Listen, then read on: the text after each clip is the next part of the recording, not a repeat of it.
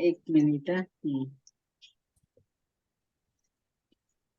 Sir नमस्कार, मुकेश भाऊ नमस्कार, तसेच इथे उपस्थित असलेल्या सर्वांचे स्वागत आणि सर्वांना नमस्कार. आज सर आपल्याला कोट चक्र या विषयाबद्दल आजचं आपलं दुसरं लेक्चर आहे. तर हा विषय अतिशय महत्वाचा आहे, शिवाय ह्याचं रेकॉर्डिंग मिळणार नाहीये. त्यामुळे सर्वांना अगदी मी नम्र विनंती करते, सर्वांनी हा महत्वाचा विषय छान ऐका आणि नोट्स पण काढा. तर सर मी तुम्हाला आम्हा सर्वांतर्फे नम्र विनंती करते की आपण आजच्या आपल्या या कोट चक्रच्या दुसऱ्या लेक्चरला सुरुवात करावी. Thank you sir. थँक्यू. धन्यवाद मॅडम, धन्यवाद. थँक्यू. पहिला तुमचं स्वागत आहे. आपले सगळे काही विद्यार्थी म्हणा, सहयोगी म्हणा, त्यामध्ये सगळे मान्यवर आहेत. दळवी साहेब आहेत, मुकेश भाऊ आहेत, देशमुख मॅडम आहेत. आता एक पोंक्षे साहेब म्हणून भोपाळहून जॉईन झालेले आहेत आणि ते अतिशय उच्च अधिकारी आहेत, कॅप्टन आहेत आणि ते आपल्या भारतीय नौदलामध्ये मोठे अधिकारी आहेत. तर त्यांचं सुद्धा मी स्वागत करतो. आणि त्या ह्याच्यामध्ये अन्य व्यक्ती आहेत, त्याच्यामध्ये जसं की आपले नेहमी येणारे आपल्या हळदणकर मॅडम आहेत, इत्यादी सर्व जण आहेत, त्यांचं स्वागत आहे. आज आपण विचार करणार आहोत की कोटचक्र. तर कोटचक्र हा विषय गेल्या वेळेला झाला होता. रेकॉर्डिंग कोणालाही मिळणार नाही, तर कृपया कोणीही आग्रह करू नये. क्लास तुम्हाला विनामूल्य असतो, उपस्थित राहण्याचा प्रयत्न करा. कारण का की रेकॉर्डिंग प्रत्येक गोष्टीचं दिलं जात नाही आणि आपल्याकडे आता वैवाहिक जीवनाचं रेकॉर्डिंग उपलब्ध आहे. सर्वतोभद्र चक्र आहे, टॅरो आहे, त्याच्यामध्ये सगळ्यांचं उपलब्ध आहे. आपण आता विषयाला सुरुवात करूया. मी तुम्हाला पत्रिका पाठवलेली आहे, तर त्या पत्रिकेवरती तुम्ही जर लक्ष केंद्रित केलं तर ते वृश्चिक लग्न आहे. आता वृश्चिक लग्न जे आहे तर ते किती अंशाचं आहे, तर ते 7 अंशाच्या जवळपासचं लग्न आहे. म्हणजे काय की तिथे लग्न आरंभ जो आहे किंवा लग्न बिंदू ज्याला आपण म्हणतो, तर त्या याच्यामध्ये आपलं जी निर्यन पद्धती आहे, तर निर्यन पद्धतीमध्ये आपण भाव मध्य म्हणतो. मग त्या भाव मध्यमध्ये आपण विचार केला तर ते अनुराधा नक्षत्र जे आहे ते ईशान्येला त्यामध्ये तिथे लिहायचं असतं. दुसरा भाग असा आहे की त्याच्यामध्ये त्या वृश्चिक राशीमध्ये, तर ही वृश्चिक राशी जी आहे ती लग्नबिंदू ह्याला आधार धरून तुम्हाला ईशान्य दिशेला केतू आहे आणि मंगळ आहे. तर तेव्हा त्या ठिकाणी त्यांच्या जे काही अंश असतील त्याला अनुसरून ती नक्षत्र जी आहेत त्या नक्षत्रामध्ये त्यांची मांडणी करायची असते. तो जो भाग आहे तो आरंभ ज्याला आपण म्हणतो तो ईशान्य दिशेपासून सुरू होतो. आता हा विषय जो आहे तर आपण अनेक कुंडल्या घेणार आहोत. अनेक कुंडल्या म्हणण्यापेक्षा अनेक क्लासेस होतील, कारण की ते एवढ्या लवकर असं संपण्यासारखं हे नाहीये. ह्याचं काही सॉफ्टवेअर वगैरे बाजारामध्ये उपलब्ध नाही, त्याच्यामुळे तिथे तुम्हाला प्रॅक्टिकलच या सगळ्या गोष्टीमध्ये केलं पाहिजे. आणि अतिशय महत्वाचं आहे, तर गेल्या वेळेला पण मी तुम्हाला सांगितलं होतं की ही कुंडली जी आहे तर ही तुम्ही वैयक्तिक याच्यावरती पण वापरू शकता. एखादा राजा आहे, प्रशासन आहे किंवा तुम्हाला मेदनीय ज्योतिष आहे, त्याकरता पण तुम्ही त्याचा उपयोग करू शकता. यामध्ये मूळ कुंडली म्हणजे जी जन्मतारीख असते किंवा राज्याची स्थापना असते, भिन्न भिन्न राज्य केव्हा केव्हा स्वतंत्र झाले त्या दिवसातले जे काही ग्रहांची स्थिती असते त्याच्यावरून कुंडली बनवली जाते. त्यांचं लॅटिट्यूड लॉंगिट्यूडचा विचार केला जातो. म्हणजेच काय की अक्ष आणि अक्षांशाचा आणि रेखांशाचा विचार केला जातो. तर तशाच प्रकारे तुम्ही सर्व तऱ्हेने ही कुंडली मांडू शकता, पाहू शकता आणि त्याचा फलादेश पण करू शकता.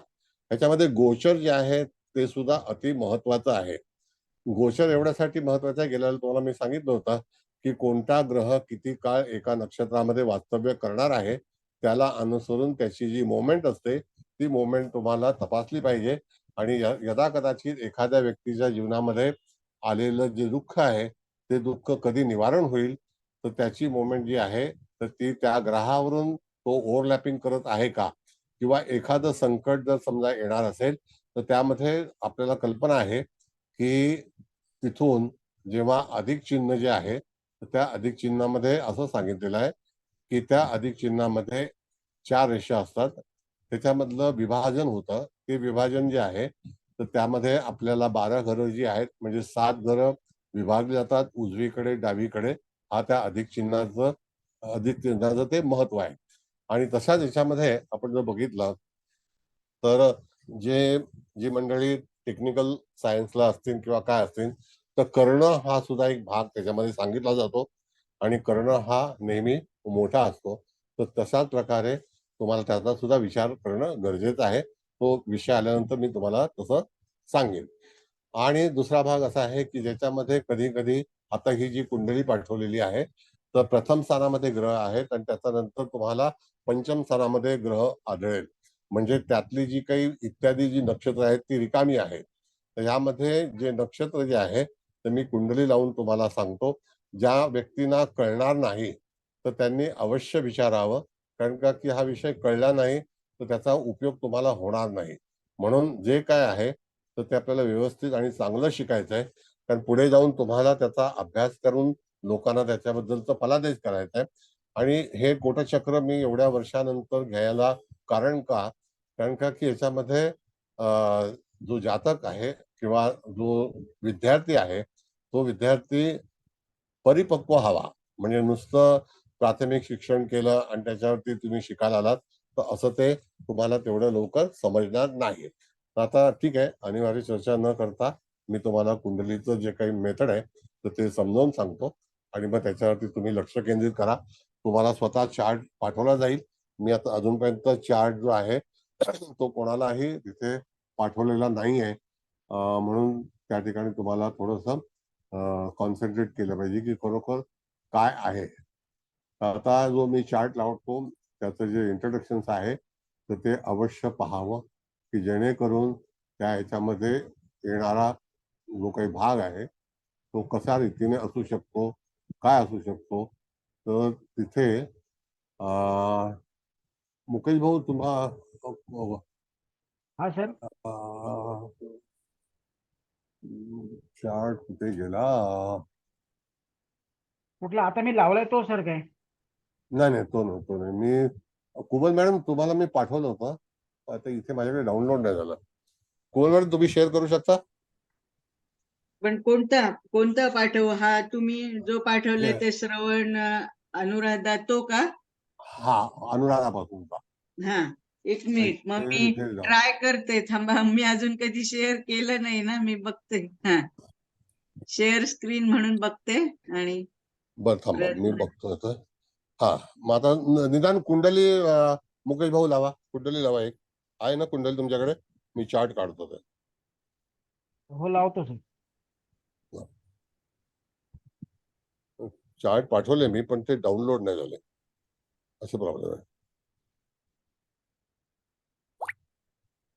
बर, आता ही मुकेश भाऊंनी कुंडली मांडलेली आहे.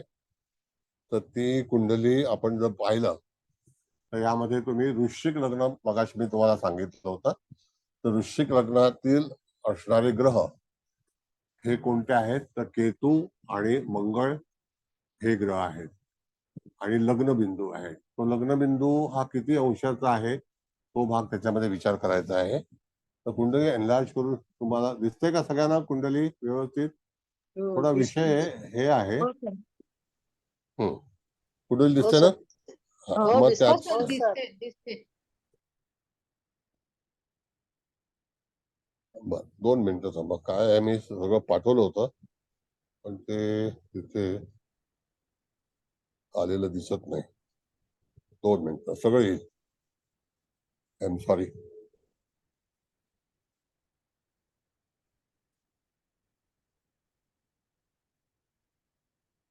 सर लावते तुम्ही मग काढायला लागेल. हा, मी पहिला हे पोस्ट करतो. काय समजलं? हा. ठीक आहे, आता पोस्ट केली मी.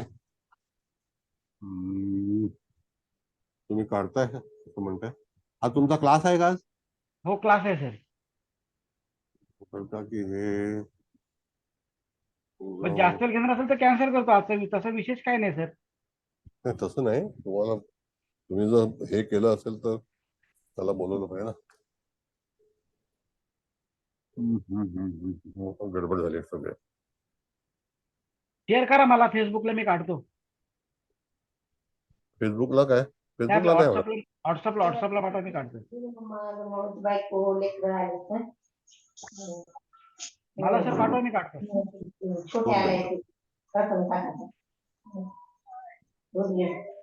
बायको सोडायला लावते तर वर्षीला ती जाऊ नाही ती वर्षीला मुकेश भाऊ तुम्ही होस्ट आहात ना?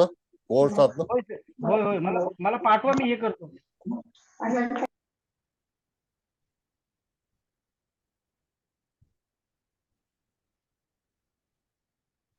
ते कसं राहिलं मला कळलं नाही.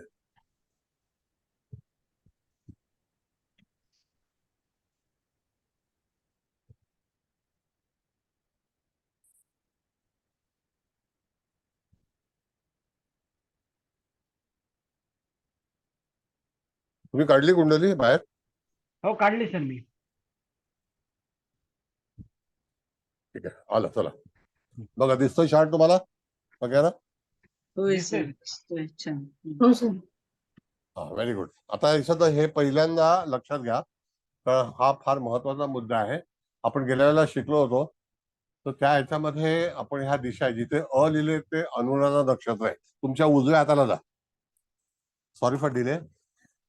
तुमच्या उजव्या हाताला अनुराधा नक्षत्र दिसतंय का तुम्हाला लिहिलेलं? बरोबर आहे? दिसतोय हो सर. सर. सॉरी, डाव्या हाताला अनुराधा नक्षत्र म्हणजे अ लिहिलेलं आहे. अनुराधा नक्षत्रानंतर येणारं नक्षत्र कुठलं आहे? तर ज्येष्ठ आहे. बरोबर आहे? पहिलं आपण इंट्रोडक्शन देऊया. अनुराधा नक्षत्रानंतर येणारं नक्षत्र कुठलं आहे? ज्येष्ठ. ज्येष्ठानंतर कुठलं येतं? मूळ. बरं, आता हा ईशान्य दिशेचा परिसर आहे. तर ईशान्य दिशेचा परिसर असताना जे ग्रहांची चाल असते तर ती आतमध्ये येते. कुठे येते? तर स्तंभाकडे येते. बरोबर आहे? लक्षात घ्या तुम्ही. थोडस हे प्राथमिक आहे, म्हणजे बेस आहे. हा जो बेस कळला नाही तर पुढे जाऊन तुम्ही वाचू शकणार नाही. तर आपल्याला अनुराधा नक्षत्रामध्ये ग्रह आहे. कोण आहे? तर लग्नबिंदू आहे, मंगळ आहे, आणि केतू जो आहे तो 21 अंशाचा आहे. म्हणजे तो कुठेशी आला? तो ज्येष्ठामध्ये आला. बरोबर आहे? बघा, नाही सर, लग्नबिंदू आणि केतू अनुराधामध्ये आहेत आणि मंगळ ज्येष्ठामध्ये ना. हा, मंगळ किती अंशाचा आहे मॅडम? 21. 21. मग तो ज्येष्ठामध्ये आला. आता मी इथे ज्येष्ठ नक्षत्र का लिहिलं नाही, कारण ते कंजेस्टेड आहे हा चार्ट. मला दरवेळेला असं बनवावंच लागेल, कारण तुम्ही असं समजू नका हे छापील आहे. ते मला हाताने बनवलेलं आहे मी. कळलं का? आणि अनुराधा नक्षत्रामध्ये आपण लग्नबिंदू लिहिला, केतू लिहिला, आणि फलादेश आपण नंतर करूया. ज्येष्ठामध्ये आपण काय लिहिलं? तर मंगळ लिहिला. बरोबर आहे? हा, लक्षात घ्या. त्यानंतर आपल्याला मूळ नक्षत्रामध्ये एकही ग्रह आहे का? कारण ती धनुराशी आहे. तिकडे गुरु आहे. आहे सर. गुरु नेपच्यून आहे. कुठला? नाही, नेपच्यून पकडू नका. गुरु ने- किती अंशाचा आहे? मूळ 9 नक्षत्रात आहे का? 9 अंशाचा. हा, म्हणजे त्या ठिकाणी तो आपण मूळ नक्षत्रामध्ये लिहिला. मग आपल्याला पाहायचं आहे की अनुराधा, ज्येष्ठा आणि मूळ ईशान्य दिशेला ही तिन्ही नक्षत्र जी आहेत ती नक्षत्र पूर्णपणे भरलेली आहेत. म्हणजे त्या नक्षत्रामध्ये ग्रह आहेत ईशान्य दिशेला. बरोबर आहे? तिथून आपण खाली पुढे चालू केलं तर जिथे मूळ नंतर नक्षत्र कुठलं येतं? तर पूर्वाषाढा. तर पूर्वाषाढा जिथे बघा हिरवा रंग दिसतोय तुम्हाला? हो सर. हा, मग पूर्वाषाढा नक्षत्र जे आहे त्याच्यामध्ये कुठला ग्रह आहे का धनुराशीमध्ये? नाही सर. बरं, हा जो पूर्वाषाढा नक्षत्र जे आहे हे पूर्वाषाढा नक्षत्र कोट चक्रातलं स्तंभ आहे. हे लक्षात ठेवा. काय? कोट चक्रातला स्तंभ आहे. स्तंभ म्हणजे गेल्याला आपण सांगितलं होतं की तो एक फाउंडेशन पार्ट आहे. त्याच्याशिवाय आपण पुढे जाऊ शकत नाही. तो स्तंभ कुठल्या नक्षत्राने बनलाय? तर पूर्वाषाढा नक्षत्राने बनलेला आहे. त्याच्यामध्ये 2 नक्षत्राची मी गॅप ठेवलेली आहे. तर पूर्वाषाढा नंतर उत्तराषाढा नक्षत्र येतं आणि उत्तराषाढा नंतर अभिजित नक्षत्र येतं. कळलं का? अभिजित नक्षत्र आपल्या कोष्टकामध्ये 28 नक्षत्राचा चौरस बनवायला असल्यामुळे पण अभिजित नक्षत्र आकाशामध्ये दिसतं, पण तिथून अभिजित नक्षत्राच्या आत्ताच्या काळामध्ये अभिजित नक्षत्राच्या ह्याच्यामधून कुठलाही ग्रह जात नाही. जेव्हा धनुलग्न उदित होतं त्यावेळेला पूर्वाषाढानंतर अभिजित नक्षत्र, उत्तराषाढानंतर अभिजित नक्षत्र तुम्हाला पाहायला मिळतं आणि ते तिथे आहे. मग आता तिथे सुद्धा ग्रह नाही, उत्तराषाढामध्ये पण ग्रह आहे का? नाही. उत्तराषाढा नक्षत्र हे त्रिपाद नक्षत्र आहे, बरोबर आहे? हो सर. हो सर. हा, नाही जरा होला हो सांगा, म्हणजे काही वेळेला हे नको व्हायला. त्यानंतर आपल्याकडे जायचं आहे आपल्याला श्रवण नक्षत्राकडे. श्रवण नक्षत्र जे आहे हे मकर राशीतलं चतुष्पाद नक्षत्र आहे. हो सर. हा, आणि तिथे पूर्ण पूर्व दिशा लागते. आणि पूर्ण पूर्व दिशा लागल्यानंतर मकर राशीमध्ये एखादा ग्रह आहे का? पहा, नाहीये. नाहीये. म्हणजे पूर्व दिशा ही शेवटची बॉर्डर आहे, ज्याला आपण म्हणतो कोटपाल बाउंड्री, ज्याला बाउंड्री म्हणतात किंवा तटरक्षक म्हणतो आपण त्याला, की तटरक्षक कुठला आहे, तर बाउंड्री कुठली आहे, तर बाउंड्री कोणाकडे आलेली आहे, तर श्रवण नक्षत्राकडे आलेली आहे. पण श्रवण नक्षत्रामध्ये ग्रह नाही. आहे का ग्रह? नाही. बरोबर आहे. तुम्हाला कुंडली आहे त्याच्यावरून चाल कधी श्रवण नक्षत्र जे आहे हे कुठे येतं, तर तृतीय स्थानामध्ये येतं. तृतीय स्थानाचा जो काही श्रवण नक्षत्र आहे त्याच्यामध्ये कुठलाही ग्रह नाही. म्हणजेच काय, तिथून आपल्याला जायचं आहे धनिष्ठा नक्षत्र. धनिष्ठा नक्षत्र आग्नेय दिशेचं कोण आहे. आता आपल्याला यायचं आहे, मगाशी जसं आपण खाली आलो त्याचप्रमाणे आपल्याला यायचं आहे कुठे, खालच्या स्तरावरती यायचं आहे, जिथे ती खालची बॉर्डर आहे. मग खालच्या बॉर्डरला येताना तुम्हाला धनिष्ठा नक्षत्रामधून एखादा ग्रह जेव्हा भ्रमण करेल किंवा जन्माच्याच वेळेला तो जर तिथे असेल तर त्याच वेळेला तिथे त्याची मांडणी केली जाते. तर इथे धनिष्ठा नक्षत्रामध्ये धनिष्ठा नक्षत्र हे द्विपाद नक्षत्र आहे, तर त्याच्यामध्ये तृतीय स्थान आणि चतुर्थ स्थान दोन्ही येतात. तर त्यामध्ये ग्रह नाही. आहे का ग्रह? नाही आहे. म्हणजे आग्नेय दिशा जी आहे ती सुद्धा तिथे रिकामी आहे. त्याच्यानंतर शततारका नक्षत्र लागतं. शततारका नक्षत्र जे आहे त्या ठिकाणी पण मी लिहिलं नाही शततारका, कारण ते कंजेस्टेड होईल, पण तो मध्यमा आहे. मधली बॉर्डर आहे ती, जसं आपण मगाशी अभिजित साठी पाहिली होती, आणि त्याचप्रमाणे ती मध्यमा आहे. मग त्या ठिकाणी शततारका नक्षत्रामध्ये पण एकही ग्रह नाही, ते चतुष्पाद नक्षत्र आहे. नंतर येतं त्रिपाद नक्षत्र, ते पूर्वा भाद्रपदा नक्षत्र आहे का? मीन रास आणि त्याच्यामध्ये हे नक्षत्र येतं कुंभ राशीचं, पूर्व भाद्रपद. बरोबर आहे. हा, त्याच्यानंतर जो स्तंभ बनलाय तो उत्तरा भाद्रपदाने बनलेला आहे. तर तिकडे आपण जर बघितलं तर मीन रास येते, नाही का? हो सर. हा, मग मीन राशीमध्ये चंद्र आहे, पण चंद्र जो आहे तो कोणत्या नक्षत्राशी संबंधित आहे? रेवती. रेवती. प्रथम चरण. रेवती. हा, मग आता जर रेवतीमध्ये तो जर ग्रह असेल तर त्या ठिकाणी आपल्याला रेवती नक्षत्राचा आधार घ्यायचा असतो आहे, बरोबर आहे? काय वाटतं? पण बघा परत आपण सांगतो इथे कसं आलेलं आहे, तर उत्तरा नंतर नक्षत्र कुठलं येतं? रेवती, आणि मग अश्विनी, आणि मग भरणी. तर एक लक्षात घ्या, जिथे स्तंभ तयार होतो तिथे 4 नक्षत्रांची मांडणी असते, विराजमान असतात 4 नक्षत्र, आणि त्या ठिकाणी तुम्हाला उत्तरानंतर येणारं रेवती नक्षत्र आहे, त्या ठिकाणी तिसरी बॉर्डर जी आहे, तर ती बॉर्डर जी आहे ते आपण बघितलं तर स्तंभाच्या वरचा भाग रेवतीमध्ये येतो, बरोबर आहे का? हो सर. हा, मग तिथे चंद्र लिहायचा असतो. मग आपण पाहिलं तर त्या ठिकाणी अश्विनी अनुराधा, ज्येष्ठा आणि मूळ तिथपासून आपण जर बघितलं तर एकही ग्रह आपल्याला पूर्व दिशेला, पूर्व स्तंभामध्ये, आग्नेय दिशेला आपल्याला एकही ग्रह आढळला नाही.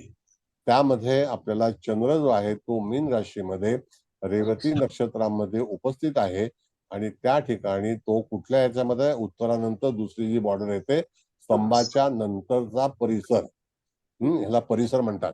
त्या ठिकाणी चंद्र आहे. मग आपण फलादेशाकडे नंतर जाऊया, पहिला इंट्रोडक्शन इम्पॉर्टंट आहे. त्यानंतर पुन्हा आपल्याला बघायचं आहे तर पुढे जाऊन भरणी नक्षत्र आहे. तर भरणी नक्षत्र हे चतुष्पाद नक्षत्र मेष राशीतलं आहे. बरोबर आहे? सर हो बरोबर सर. की नाही? हा. हो सर. मग अश्विनीमध्ये पण एकही ग्रह नाही. मी उत्तरा, रेवती, अश्विनी आणि भरणी, तर अश्विनीमध्ये पण एकही ग्रह नाही. म्हणजेच काय की त्या ठिकाणी मेष राशीमध्ये एकही ग्रह नसेल. बरोबर आहे? हो सर. हो सर. हा. बरोबर. त्यानंतर आपण येतो पलीकडे, तर तिथून नैऋत्य दिशेला येतो. तर नैऋत्य दिशा ही जी आहे ही कृत्तिका नक्षत्रापासून सुरू होते आणि शेवट तो तिचा जो आहे कृत्तिका, रोहिणी आणि मृगशीर्ष, तिथे फक्त 3च नक्षत्र येतात. तर त्या ठिकाणी कृत्तिका नक्षत्र म्हणजे सप्तम स्थान जे आहे, तर सप्तम स्थानामध्ये राहू आहे. तो राहू कृत्तिका नक्षत्र 10 अंशापर्यंत आहे. हे त्रिपाद नक्षत्र आहे. कळलं का? नाही का? हो सर. मग त्या ठिकाणी तो जो काही ग्रह आहे राहू, तो मेषेत असेल का वृषभेत असेल तर वृषभेत असेल. नाही का? 3 अंश 20 कला ह्या मेषेत येतात आणि बाकीच्या ज्या 10 अंश जे आहेत ते वृषभेत येतात. म्हणून त्याला त्रिपाद नक्षत्र विचार केलेला आहे. अशा वेळेला तुम्हाला कृत्तिका नक्षत्रामध्ये काय मांडायचं आहे तर राहू. बरोबर आहे? होय. आता राहू तिथे मांडला, आपण तिथे राहूचा विचार केला तर त्या ठिकाणी त्याला काय विचार केला जातो की हा कोटपाल आहे. म्हणजे त्या पूर्णपणे किल्ल्याचं, त्या कुंडलीचं रक्षण करता हा फोर्थ बॉर्डरला जो आहे ते कृत्तिका नक्षत्र आले, त्याच्यामध्ये ग्रह असल्यामुळे त्या तिकडचा कोटपाल कोण ठरला तर राहू. बघा, लक्षात आलं पाहिजे तुम्हाला, व्यवस्थित घ्या. कळले का तुम्हाला? हो सर. 15 मध्ये राहू येईल हो ना? 15 नंबर नक्षत्र. हा, म्हणजे पहिला कृत्तिका नक्षत्र बघा तुम्ही. हा, कृतिका ते 15 मध्ये येते. बरोबर. वॉटेवर हो, 15 बरोबर. 16, पण कृत्तिका नक्षत्र हे त्रिपाद आहे. पण ते वृषभ राशीतलं कृत्तिका आहे, मेषेतलं कृत्तिका नाही. हो सर. आणि नैऋत्याला येते. हा, नैऋत्यला येते. आणि बरोबर. मग कोटपाल कुठे उभा आहे तर त्या ठिकाणी तो ग्रह अतिशय महत्वाचा आहे की त्या ह्याच्यामध्ये कधी कधी 2 कोटपाल येऊ शकतात. म्हणजे काय, तटरक्षकाची जी बॉर्डर आहे त्याच्यामध्ये कोण ग्रह असेल तर त्या ठिकाणी कृत्तिकेमध्ये असणारा राहू. बरोबर आहे? त्यानंतर खाली यायचं, रोहिणी नक्षत्र आपण लिहिलेलं नाही, पण रोहिणी नक्षत्रामध्ये एकही ग्रह नाही. आहे का ग्रह? नाहीये. कृत्तिकामध्ये आहे, रोहिणीमध्ये नाही, मृगशीर्ष मध्ये पण नाही. आणि मृगशीर्ष नंतर आर्द्रा नक्षत्र जे आहे त्याला एक वेगळा स्तंभ तयार होतो आणि तो स्तंभ जो आहे तो पश्चिमेकडला आहे. उत्तरेच्या स्तंभामध्ये पण कुठलाही ग्रह नाही, पूर्वेच्या स्तंभामध्ये पण कुठलाही ग्रह नाही आणि पश्चिमेच्या स्तंभामध्ये आर्द्रा नक्षत्र आहे, तर त्या ठिकाणी पण एकही ग्रह नाही. आहे का ग्रह? नाही.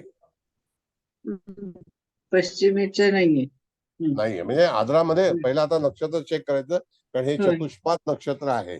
तर आर्द्रामध्ये ग्रह आहे का तर नाही. बरोबर आहे ना?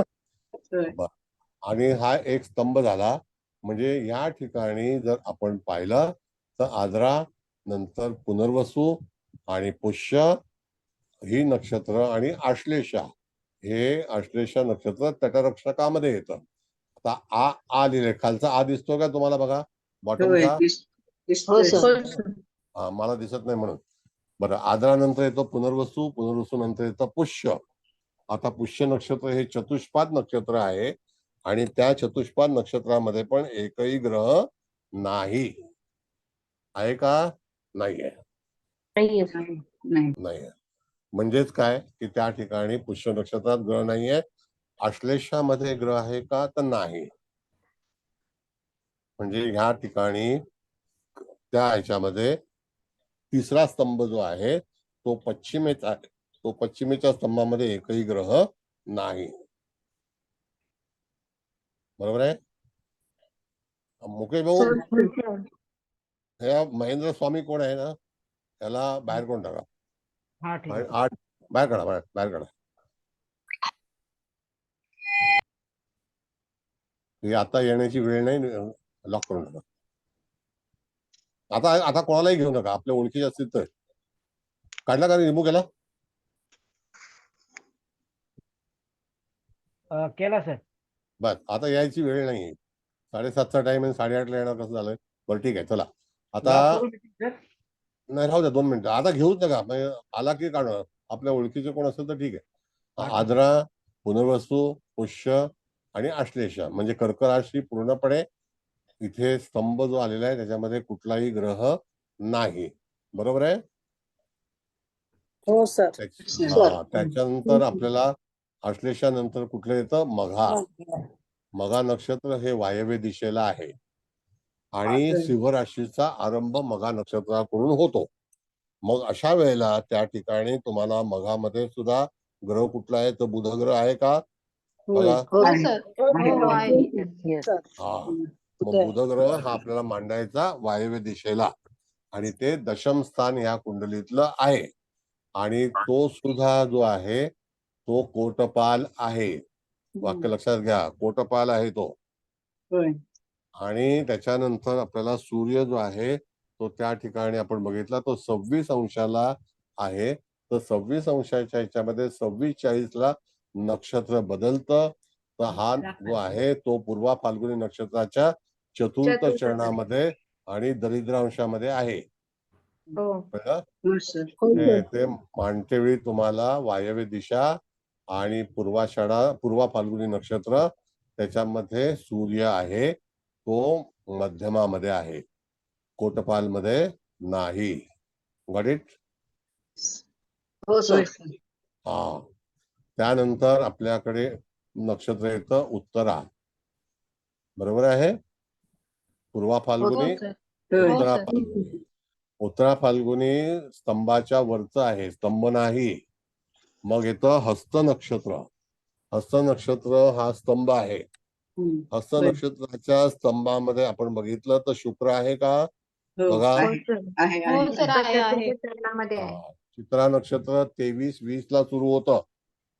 हस्त नक्षत्राचा आरंभ हा 10 अंशाला होतो आणि जे चित्र आहे ते 23 म्हणजे 13 अंश 20 कलेचं नक्षत्र आहे. तर हस्त नक्षत्र हे 13 अंश 23 पर्यंत 20 पर्यंत चालतं, म्हणजे चित्राला आरंभ होतो. तर चित्रामध्ये एकही ग्रह आहे का नाही. स्वातीमध्ये एखादा ग्रह आहे का नाही. मध्ये आहे सर, शनी शनी आहे स्वातीमध्ये. शनी. हो शनी आहे. 18 अंशाचा आहे. 18 अंशाचा. हो 18. 18-55 म्हणजे 19. 18 अंश. मग आता तिथे स्वाती नक्षत्र जे आहे हे 20 अंशाला समाप्ती आहे. म्हणजे स्वातीमध्ये नक्षत्रामध्ये ग्रह आहे, विशाखामध्ये ग्रह नाही. आहे का विशाखामध्ये ग्रह? नाही. म्हणजे आता तुम्हाला पूर्णपणे लक्षात आलं की त्या ठिकाणी आपल्याला कुंडली मांडल्यानंतर ह्याची जी काही हे आहे तर ती कशी हे करावी, तर त्याची योजना कशी करावी, कशी मांडणी करावी.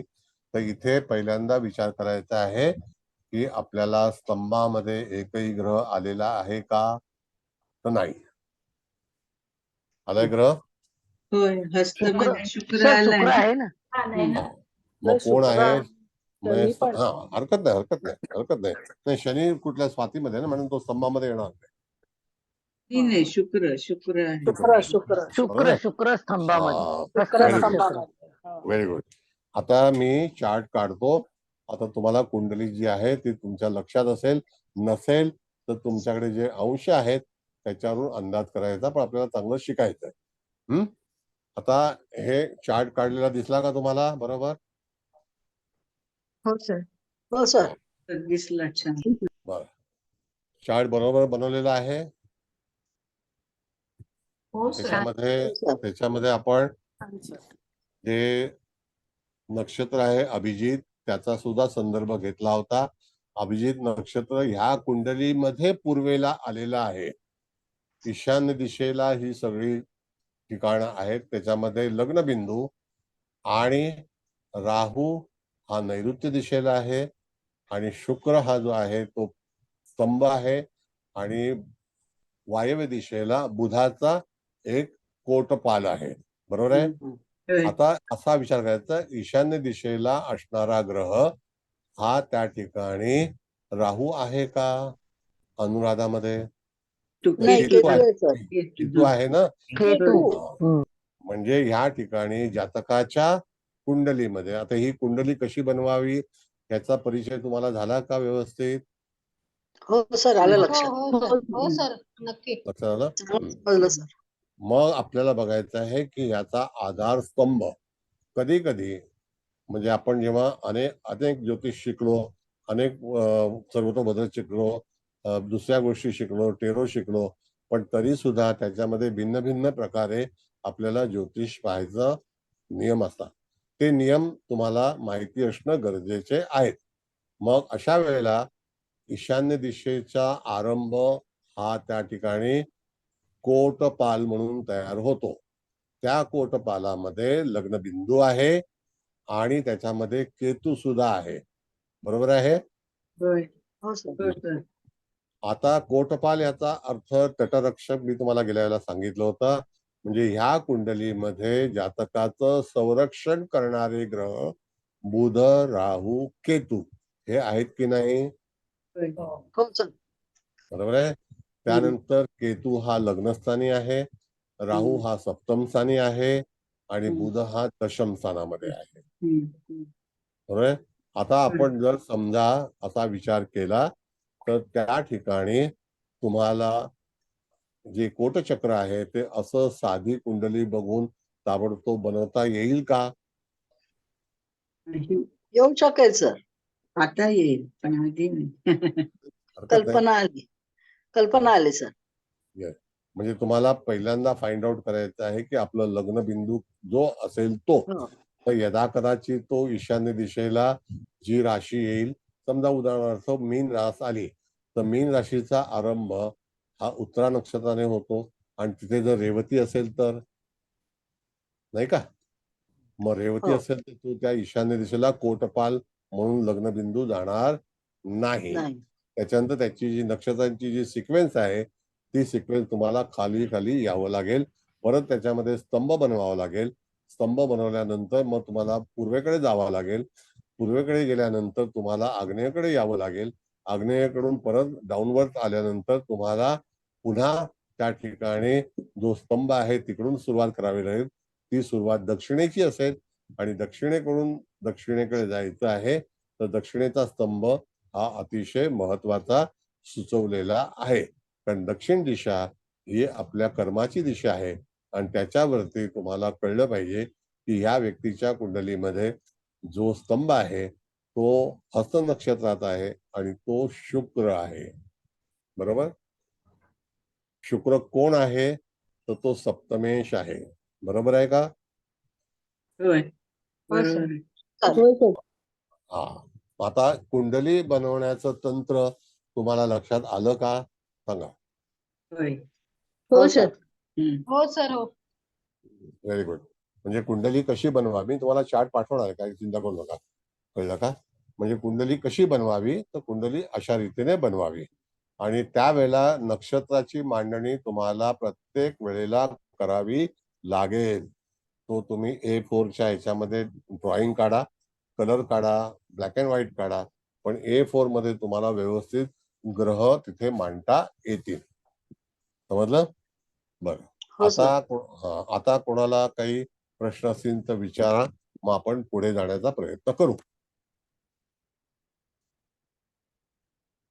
मी एक विचारतीये. आता आपल्याला ह्या कुंडलीत राहू, केतू आणि बुध हे 3 कोटपाल आलेत, पण मग त्यांचे अंश वेगळे आहेत, तर मग हो. त्याचं काही इफेक्ट होईल का? आता समजा इथे बुधाचे जास्त आहेत ना सगळ्यात, हम्म. 8 अंश. तर म्हणजे त्याचा काही विचार करायचा का असं विचारते. त्याच्यामध्ये मॅडम असा आपण हम्म. जर विचार केला हम्म. तर तुमचा प्रश्न योग्य आहे. तर ग्रहाच्या अंशापेक्षा हम्म. ग्रह किती बलवान आहे हा तर बुध असं तर तुम्हाला सगळ्यात कल्पना छोटा आहे. आहे. हा. हा. हा. तर त्यामध्ये जो तटरक्षक म्हणजे कोटपाल जो आहे तो हम्म. राहू आणि केतू आहे. बुध अच्छा. हा त्यांच्यासमोर व्हेरी ज्युनियर आहे आणि होय. बुध हा ग्रह पण असाच पण ज्युनियर आहे. हम्म. कळलं का? हम्म. तर हम्म. त्याकरता तुम्हाला त्या ठिकाणी राहू. जास्ती प्राधान्य जे आहे ते हम्म. बुधाला देता येणार नाही. जर नाही. समजा तिथे बुध असता, शुक्र असता, सूर्य असता, हम्म. कुठलाही ग्रह कधीही येऊ शकतो. कुठल्या स्तंभामध्ये येईल का कोटपालामध्ये येईल का मध्यमामध्ये येईल आणि हम्म. त्यावेळेला तुम्हाला आपल्याकडे आता ही कुंडली मांडल्यानंतर तुम्हाला मधल्या स्थितीमध्ये जो सेकंड स्टेज असते त्या स्टेजमध्ये एखादा ग्रह आलेला आहे का आपण पाहिलं आहे? आहे ना. कुठला आहे? मधल्या ह्याच्यात हे पण आहे ना. चंद्र शनी आहे, मंगळ चंद्र आहे, आहे सर चंद्र आहे. याच्यामध्ये. हा. मंगळ मंगळ मंगळ, गुरु आणि शनी असे हो 3 ग्रह आहेत ना. हम्म. हा. हम्म. हो ते गुरु शनी मधल्या चंद्र. मग ते मधल्या पोर्शनला आलेले आहेत. म्हणजे त्यांचं महत्व राहूपेक्षा केतूपेक्षा कमी आहे का? तुम्ही. म्हणजे क- त्यांचा खालचा स्तर आहे ना. हा. बघा हा. हा. कसा होय. आहे? होय. हा, त्या हिशोबाने कमी राहील मग. हम्म. कमी झालाय. पण त्या ठिकाणी हा बोला. हा, सर सर यालाच अनुषंगाने एक मला छोटासा प्रश्न होता की आता जे मॅडमने विचारलं की बुध आणि राहू, तर राहू बुधाला सबड्यू करेल बिकॉज ऑफ राहूज नेचर. पण ह्याच्यामध्ये ग्रहांच्या दिशा बली चालेल. एक बुध पूर्वेकडे दिग्बली होतो किंवा ज्या प्रत्येक ग्रहाचे जे आपलं दिशाबल आहे त्यांनी ह्याच्यामध्ये काय फरक पडू शकतो का कोटचक्रामध्ये सुद्धा? सांगतो. आता काय गंमत आहे माहितीये का की पहिली गोष्ट म्हणजे बुध हा कुठेही रमेल. बरोबर बरोबर बरोबर. बुध कालपुरुषाच्या याच्यामध्ये त्याची वायव्य दिशा येते आणि पराक्रम स्थानामध्ये मिथुन राशी येते कालपुरुषाच्या कुंडलीमध्ये. म्हणून त्या ठिकाणी तुम्हाला वायव्य दिशा आणि मिथुन राशीमध्ये बुध हा स्वतःच्या राशीत असेल. पण यदा कदाचित बुध समजा अष्टमात आला, ओके. बरोबर, बुध हा समजा भाग्यात आला, बरोबर. तर तुमच्या माहितीमध्ये तुम्हाला दिग्बली हा जो शब्द आहे, हे जे वाक्य आहे, तर खरोखर बुध हा दिग्बली कुठल्या दिशेला होतो? बुधाची पूर्व दिशा मानली ना दिग्बली दिशा बलासाठी. समजा प्रत्येक उत्तर उत्तर वायव्य. एक मिनिट थांबा. सगळं आपण विचार करू. काय तुम्हाला पूर्ण मुभा आहे, आपल्याला शिकायचंय. भाग असा आहे की समजा तुम्ही सांगितलं उत्तरेला, तुम्ही सांगितलं ओके. पूर्वेला. आता जर समजा तो दिग्बली पूर्वेला होत असेल आणि जर समजा यदा कदाचित एखाद्याचा जन्म हा दुपारी 4 वाजता झाला, तर त्यावेळेला ओके. बुध जर भाग्यस्थानामध्ये असेल तो दिग्बली होणार नाही. नाही म्हणजे बरोबर आहे मला तुमचं म्हणणं कळलं. पण म्हणजे कोटचक्राचं जे बेसिक म्हणजे what I have understood is की ते नक्षत्रांचं मूळ त्यांना पाया धरलेला आहे आणि त्याच्यामध्ये जे ग्रह आलेले आहेत त्याप्रमाणे त्यांना त्या कोटावरती म्हणजे एखाद्या फोर्ट वरती त्यांना राखणदारासारखं प्लेस केलंय आपण त्यांना. आणि आता ते दोन एकत्र जर झाले तर त्यांच्यातला एक दुसऱ्यामधला संबंध कसा शोधायचा असा मॅडमचा जो प्रश्न होता त्याच्या अनुषंगाने मला जरा हा प्रश्न विचारायचा हरकत वाटला. नाही, तुम्ही प्रश्न विचारला, हरकत नाही, मला काही प्रॉब्लेम नाही. भाग असा आहे, कसं आहे माहितीये कसं आहे की कधी कधी काही वेळेला आपले जे ज्योतिषी संशोधन करणारे लोक आहेत हा की ते हा. म्हणतात की मंगळ हा दशमात दिग्बली आहे, षष्ठात दिग्बली आहे, लग्नात बरोबर. दिग्बली आहे. खरं कोणाचं मानायचं? मग आता समजा एखाद्या माणसाचा मंगळ पराक्रमात आहे असं समजा, ओके. तर तो कर्तव्यदक्ष नसेल का? नाही तो असेल ना, बरोबर आहे, अगदी बरोबर आहे. पण हे जे मूळ त्यांना जे तो जर त्या दिशेलाही असेल आणि त्याच्यावर चांगल्या दृष्टी असेल, तो जो उच्चीचा असेल, तर ह्या सगळ्याला एक एनहान्समेंट मिळते. तर तशा पद्धतीने मी विचारलं ऍक्च्युली. मला मी तुम्हाला क्रॉस करत नाही, तुम्ही हा आदरणीय हा. आहात. काय समजलं? भाग नाही तसा नाही नाही, नाही. मला म्हणजे मी कोटचक्र पहिल्यांदाच म्हणजे वाचलं, पहिलं तुमचं लेक्चर त्याच्यावरनं ऐकलं आणि आता त्याच्यावरनं मी जरा संबंध लावण्याचा प्रयत्न केला आणि त्यात मॅडमने डाऊट विचारला, तो माझ्या पण मनात आला. मी म्हणजे कुठे म्हटलं नाही, हा मी हा तसं तुमच्याबद्दल काही मला मतभेद नाही आहेत. मी परत सांगतो, आपले हा. एवढे विद्यार्थी जे आहेत तर त्यांना इन्फॉर्मेशन पोहोचली पाहिजे, बरोबर हो आहे की नाही? बरोबर बरोबर मग बरोबर आता बरोबर. अशा वेळेला मी तुम्हाला उदाहरण पण सांगेन भरपूर. हा समजा हा. एक मंगळ आहे, हा मंगळ मकर लग्नाला लग्नी आला तर उच्चीचा होतो, बरोबर आहे? बरोबर बरोबर. गुरु आला तर तो नीचेचा होतो. नीचेचा. हो हो ते दोघंही एकमेकाचे मित्र आहेत हो. आणि ते जर एकत्र आले तर त्यातला सचिन तेंडुलकर बनतो. ओके बरोबर. हा. मग काय होतं, तो नीचभंग राजयोग तयार होतो. नीचभंग होते, बरोबर. मग गुरुचा नीचपणा जो आहे तो निघून जातो. कोणामुळे जातो? तर तो मंगळामुळे जातो. मंगळाच्या उच्च होण्यामुळे, बरोबर. हा. बरं. आता उदाहरण तुम्हाला देतो. सानिया मिर्झा नावाची एक, हो, टेनिसपटू. हा, हा तिचं मकर लग्न आहे आणि तिच्या हा. लग्नी मंगळ आहे. ओके. तर तुम्हाला तर कल्पना आहे की केवढ्या लहान वयामध्ये तिने त्या याच्यामध्ये खेळामध्ये अतिशय चांगल्यापैकी यश मिळवलं, नाही का? हो हो बरोबर. तर त्या ठिकाणी तो पहिला ग्रह हा बलवान ठरला की नाही तिथे, हो बरोबर ठरलं. हा हा. बरोबर की नाही? हो नाही, हो. माझ्याकडे उदाहरण आहे, सांगतो तुम्हाला मी. हा हा. त्यानंतर आपण म्हणतो की मंगळ हा कर्क राशीला निषेधा, बरोबर आहे? हो हो बरोबर आहे. आणि अजुदीनकडे तुम्ही जा. हा. अजुदीनच्या पत्रिकेमध्ये कर्क लग्न आणि लग्नी मंगळ आहे. ओके. का चांगला क्रिकेटपटू झाला नाही? झाला झाला. हो हो. बरोबर? पण त्याला स्ट्रगल करावं लागलं, हम्म, हम्म. भरपूर स्ट्रगल केलं. तो नेहमी हो. बाउंड्रीला उभा राहायचा, भरपूर धावपळ करायचा. कारण हम्म. त्याला नियम काय होता की जो 4 अंक काढायचा, 4 रन काढायचे, थांबवायचे असतात 4 रन. हो तसं बरोबर. त्या हो. ग्रहाचं आहे. आता हम्म, दिग्बली हा जो भाग आहे, आता हम्म. समजा आपण म्हटलं की शनी सप्तमात दिग्बली हो बरोबर. हा. आणि त्याच्यामध्ये लगेच तुम्हाला जायचंय लक्ष्मीकांत बेर्डेकडे. ओके. तर लक्ष्मीकांत बेर्डेच्या याच्यामध्ये सप्तम स्थानामध्ये दिग्बली निश्चित आहे, पण तरी सुद्धा वैवाहिक प्रश्न तयार झाले. प्रश्न तयार झाले, बरोबर. पण त्याचा मंगळ दशमात आहे, हम्म. तो पण दिग्बली आहे हो बरोबर. आणि आणि तो उच्चीचा आहे. हम्म. मग अशा वेळेला जेव्हा 2 ग्रह उच्चीचे होतात त्यावेळेला शनी मंगळ हे शत्रू आहेत. हो हो. तर एका कुंडलीमध्ये जर 2 शत्रू जर उच्चीचे होत असतील तर त्या ठिकाणी एखाद्या मंगळाला, एखाद्या ग्रहाला माघार घ्यावी लागते. बरोबर. Okay okay. अंडरस्टूड. मी आणि लक्ष्मीकांत एकत्र आम्ही काम करत होतो शिवाजी हा मंदिरला. हा हा हा. त्यावेळेला लक्ष्मीकांत शिवाजी मंदिरच्या बाहेर फटाके विकायचा, अच्छा. ओके. समजलं? आणि नंतर तो एवढा मोठा आर्टिस्ट झाला, हम्म. काय समजलं? तर मग हो. काही वेळेला कसं असतं की आपण जे प्राथमिक कुंडली, जेव्हा ज्याला आपण क्षेत्र कुंडली म्हणतो, त्याच्यावरून फक्त भविष्य सांगतो. त्यावेळेला आपण म्हणतो की हा ग्रह दिग्बली आहे किंवा हा नाही आहे. तर बुध हा बरोबर. दिग्बली समजा लग्नात झाला असं समजा, पण हा. त्या ठिकाणी पंचमातला बुध काही काम करणार नाही का?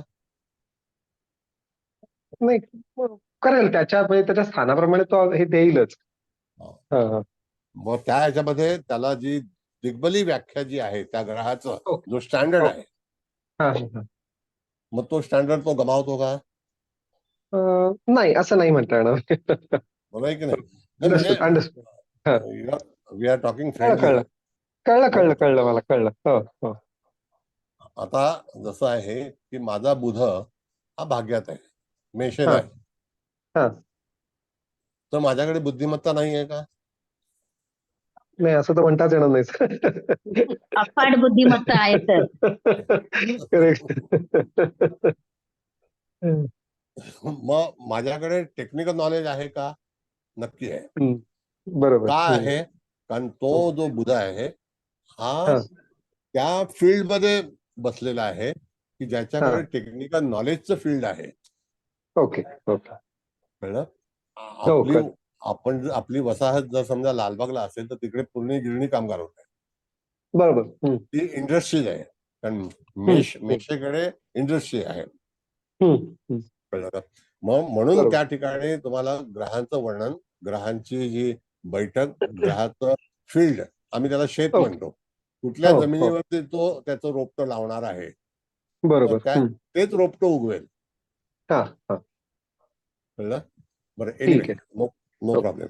चला, ओके. हा बरं, Thank you, sir. आता इट्स ओके. मला सर मला एक प्रश्न विचारायचा आहे. बोला बोला.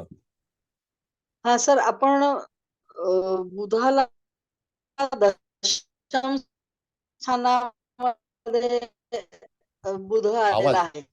आवाज ते दुःखाचं स्थान आहे. या ठिकाणी बुध काय रोल राहणी?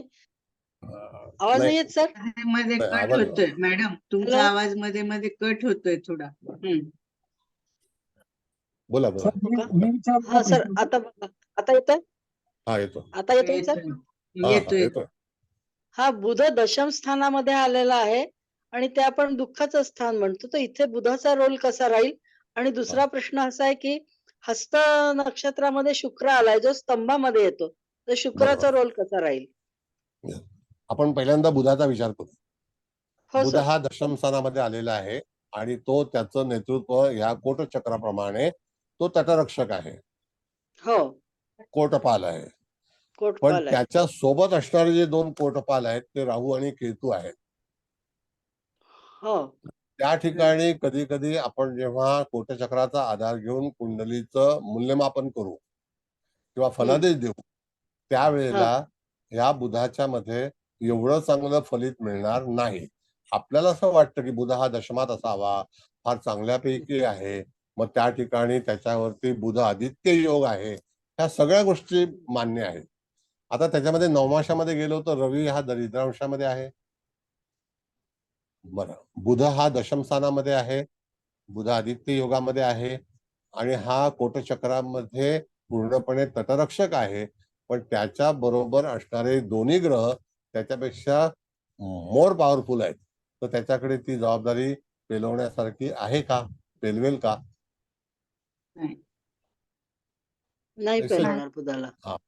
कारण काय असतं, ज्युनियर आर्टिस्ट आणि मेन आर्टिस्ट ह्याच्यामधला जो फरक आहे, कळलं, तो पार्ट आहे. हा हा. मग आता इथे बुधाची सर. भूमिका जर आपण असा विचार केला, जेव्हा तुम्ही पारंपरिकची निर्जन कुंडली जेव्हा बनवता आणि पाहता आणि फलादेश करता आणि कोटचक्राच्या आतमध्ये उतरता, हा. तसं आपण सर्वतोभद्र चक्रामध्ये पण पाहिलं ना, हो, नाही? मग सर्वतोभद्र चक्राचा फलादेश हा भिन्न आहे.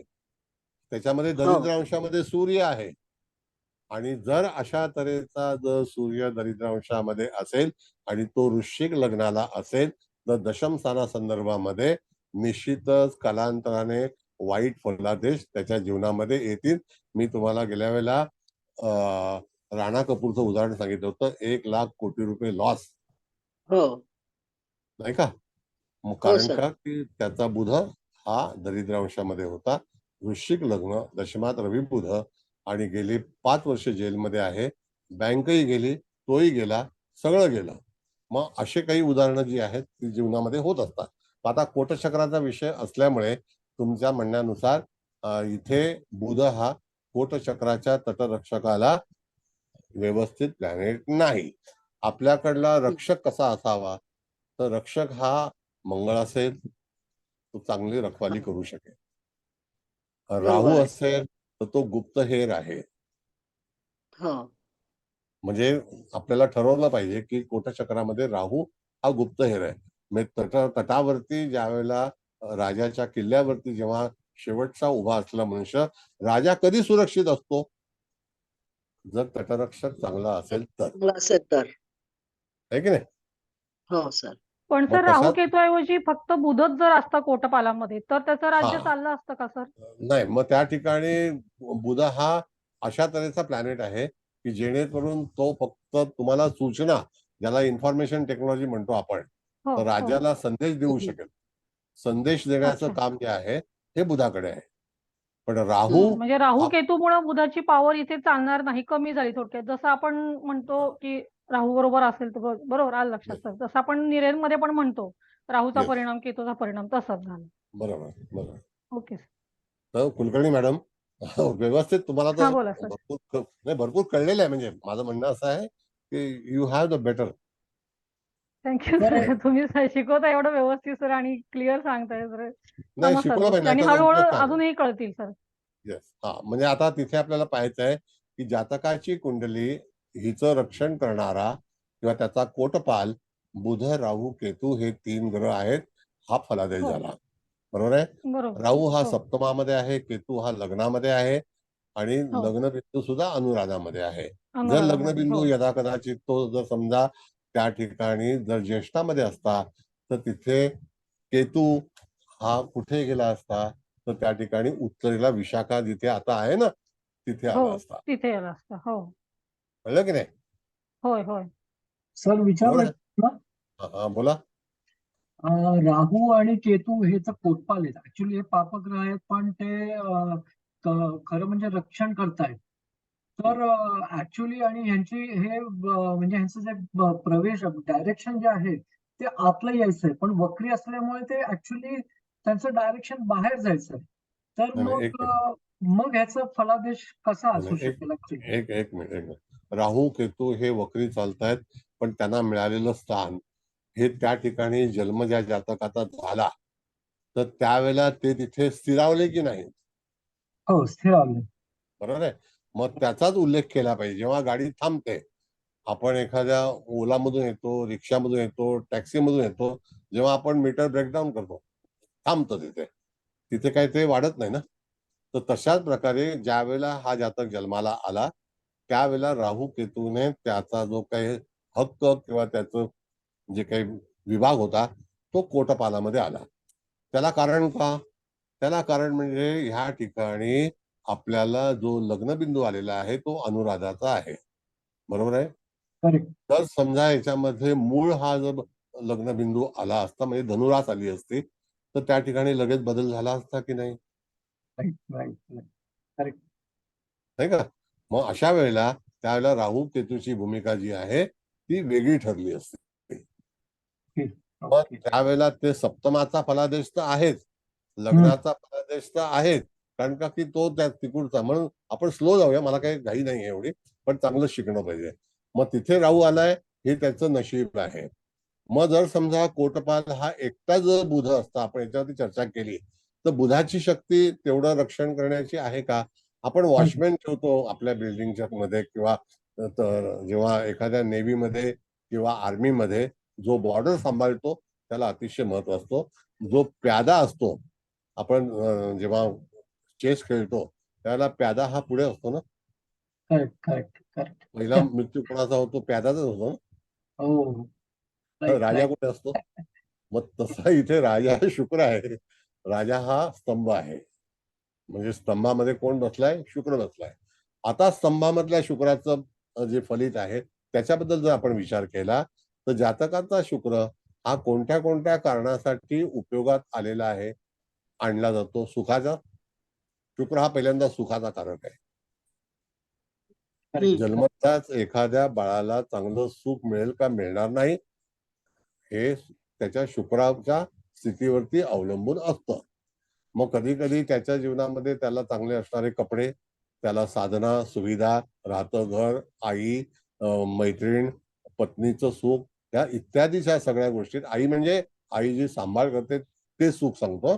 माता म्हणजे चंद्र आहे हे नक्की, पण सांभाळ त्याचा करणारा शुक्र जर चांगला नसेल तर जातकाचं बाल्यावस्था सुद्धा कधी कधी त्रासदायक ठरू शकते. असा नियम आहे. कळलं? म्हणजे स्तंभामध्ये आलेला ग्रह हा कोण आहे? तर शुक्र आहे. तो तिकडचा बादशाह आहे. नाही, तो बादशाह आहे. आता जर आपण असं बघितलं मॅडम तर उत्तर दिशेच्या स्तंभामध्ये शुक्र आलेला आहे आणि वायव्य दिशेच्या स्तंभामध्ये शेवटला तटरक्षक बुध झालेला आहे. म्हणजे त्यांचं अंतर जास्ती आहे का नक्षत्रामध्ये आपण बघितलं तर? का एक नक्षत्रामध्ये आहे? एक नाही नक्षत्रामध्ये नाही एका एका नक्षत्रात नक्षत्रात नाही नाही नाही एक बघा आता बुध हा तटरक्षक झाला, तो शेवटच्या बॉर्डरला आहे. चित्रामध्ये आहे का? मगा नाही मगामध्ये आहे. मग आहे ना. हा. मग आता तिथून सिंह राशी मध्ये झाला की नाही, हस्त कन्या राशीमध्ये आहे ना. हम्म. एक राशी झाली ना, हा तशी एक राशी झाली. एक राशी झाली ना. म्हणजे हो, हो, त्या हो. ठिकाणी तुम्हाला फलित करते वेळी शुक्र हा तिकडचा भोग करणारा आहे, भोगी आहे. त्याच्या हातामध्ये एक शक्ती आहे. मग कधी कधी एखाद्या ठिकाणी याला घेऊ नका, एक नाही थांबा थांबा, ते बाहेर गेले होते. हा. तर त्या ठिकाणी तुम्हाला एखादी गोष्ट जेव्हा आपल्याला लाभते जीवनामध्ये, ती लाभकारक गोष्ट ही कुठल्या ग्रहामुळे आली असेल ह्याचा वापर पोटचक्रामध्ये तुम्हाला विचार केला पाहिजे. आता मध्यमातले जे ग्रह आहेत तर त्याच्यामध्ये आपण पाहू की मूळ नक्षत्रात गुरु हा कुठे गुरु. आहे, तर त्या ठिकाणी धनुराशीमध्ये आहे. धनुराशी धनस्थानामध्ये येते हम्म. हो आणि त्याची कक्षा जी आहे ती सेकंड लेवल आहे का हो. थर्ड लेवल आहे? Third level third level. हा. म्हणजे शुक्रापेक्षा गुरु नंतर आहे. हम्म. गुरु याच्यामध्ये आला ना, स्तंभामध्ये आला ना, त्याच्या लेवलला नंतर गुरु आला, बरोबर आहे. त्याच्यानंतर मंगळ आला. तर मंगळ ज्येष्ठामध्ये आहे ना हो मंगळ. सर हो, हो, हो, मंगळ बरोबर. ज्येष्ठामध्ये आहे. तर मंगळ आला. हा. मग आता त्याची लेवल कुठली आहे? तर त्याची लेवल थर्ड लेवल आहे. थर्ड. थर्ड यायचं. हा. मग अशा वेळेला तुम्हाला पाहता आलं पाहिजे की, परत सांगतो अगेन अँड अगेन, की याच्यामध्ये दोन महत्वाचे जी भूमिका आहेत. एक भूमिका जी आहे की जो शेवटच्या कक्षेमध्ये असणार, आपण त्याला कक्षा म्हणू, शेवटच्या कक्षामध्ये असणाऱ्या ग्रहाला जास्ती जबाबदाऱ्या असतात. कळलं? कारण का की त्याला संरक्षण आणि रक्षण करायचं असतं, नाही का. आणि हो सर हो सर. खालच्या स्तरावरती बसलेला ग्रह शुक्र आहे, हा डेलिकेट प्लॅनेट आहे. आता कधी कधी असं होतं की समजा शुक्र हा तटरक्षक झाला असता, असं समजा एक लॉजिक, तर एखाद्या स्त्रीला त्या कुटुंबामध्ये जास्ती झुंज द्यावी लागते, कष्ट करावे लागतात, तिच्यावरती अनेक जबाबदाऱ्या असतात, कुटुंबाच्या असतात, भावंडांच्या असतात, पतीच्या असतात, पत्नीच्या असतात, आणखी काय काय असतात. मग शुक्र हाच आहे, हा जर तिथे स्तंभ हे झाला, कोटपाल झाला, तर त्याच्याकडे जबाबदाऱ्या पेलण्याची ताकद तेवढी असते का? नाही. नाही. मग प्लॅनेट म्हणजे सर बलवान तुम्हाला जर म्हणायचं आहे की तटरक्षक कोटपाल जो असेल तो स्ट्रॉंग पाहिजे, म्हणजे मंगळ राहू नक्की केतू वगैरे तुमच्या सारखा शनी सारखा. ज्या आपल्या कुटुंबामध्ये एखादा ग्रह जेव्हा येतो, तर तो आपले पूर्णपणे पालन पोषण करतो, करतो की नाही. हो सर. मग तेव्हा एखाद्या जातकाला कुठल्या गोष्टीची चिंता भासू देतो का? नाही सर. नाही. म्हणजे तुम्हाला अशा तऱ्हेने फलादेश दिला पाहिजे. त्याच्यानंतर लेवल सेकंड जो आहे, तर त्या याच्यामध्ये आपण पाहिलं तर तो मंगळ आहे तिथे ज्येष्ठामध्ये, बघा हो सर. हो. त्याची दिशा ईशान्य आहे. होय. हो बरं. सर. ईशान्य हो दिशा ही सर. जी आहे, ईशान्य दिशा ही जी आहे कालपुरुषाच्या कुंडलीमध्ये पूर्व दिशेच्या बाजूची, म्हणजे शेजारची आहे, बरोबर आहे.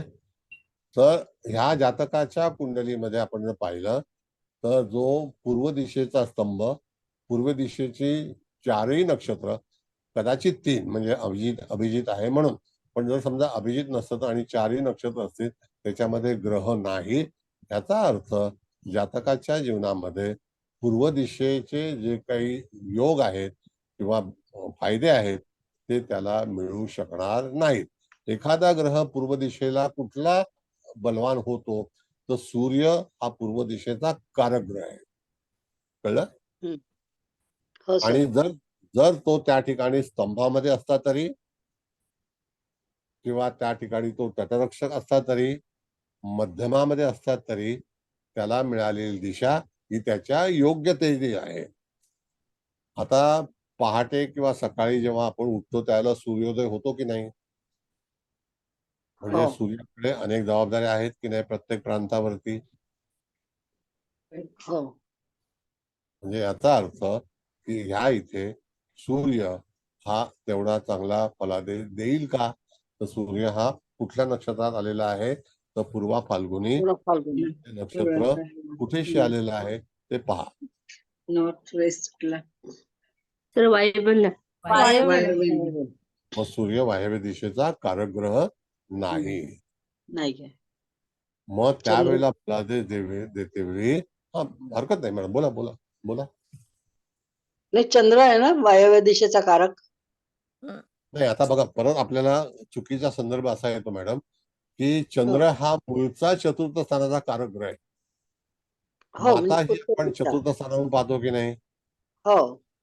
बरं, चंद्र समजा जर पूर्वेला आला असं आपण समजू, हम्म. तर त्याला रवीची सोबत म्हणजे अमावस्येचा जन्म असेल हो. तर पूर्व दिशेला त्या व्यक्तीचा. आणि तुम्ही आतापर्यंत बघा, आपण परवा पण पत्रिका मांडल्या होत्या घटस्फोटाच्या फॅमिली लाईफच्या, तर त्यावेळेला तिथे बघितलं आपण तर नवरा बायको दोघांचेही चंद्र आणि सूर्य हे एकाच ठिकाणी एकत्र राशीमध्ये होते, नव्हते का?